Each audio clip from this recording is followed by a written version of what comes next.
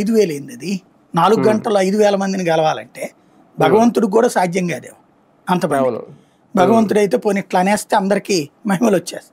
ఇక్కడ దర్శనానికి వెళ్ళినప్పుడు అలాగే లాగేస్తా ఉంటారు చూడండి, అక్కడ కూడా 5,000 మంది కుదరదు.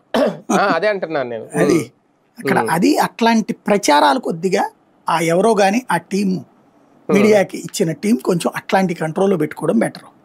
అంటే లోకేష్ గారికి హైప్ ఇవ్వాలి అనే ఉద్దేశంతో హైప్ ఇవ్వాలంటే ఏం చేయాలి, అక్కడికి వచ్చినటువంటి వాళ్ళలో ఎవరైతే క్లిష్టమైన సమస్య ఎన్నో చోట్లకి తిరిగి పరిష్కరించబడినవి ఉంటాయి చూడండి, అట్లాంటి ఒక 10 మందిది ఫోకస్ చేసి లోకేష్ ని కలిస్తే న్యాయం జరిగింది, అధికారులు మోసం చేశారు లేదా గతంలో ఉన్న ప్రభుత్వం మోసం చేస్తే వీళ్ళు సరిదిద్దారు, లోకేష్ గారికి తెలియగానే స్పందించారు, ఇది ద వే ఆఫ్ ప్రెజెంటేషన్. ఇది వినగానే ఏమవుతుంది మీకు పబ్లిక్ లోకి 4 గంటలు 4,000 మంది చూశాడంటారా అనేసి నవ్వుకోరా బేసిక్ సమస్య.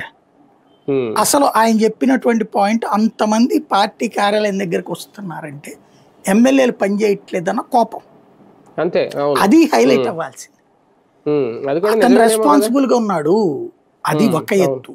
అన్నిటికంటే ముందు ప్రభుత్వ యంత్రాంగం నిర్వీర్యం అయిపోయింది, చచ్చిపోయింది, నాశనం అయిపోయింది, వాళ్ళు పని చెయ్యని దద్దమ్మ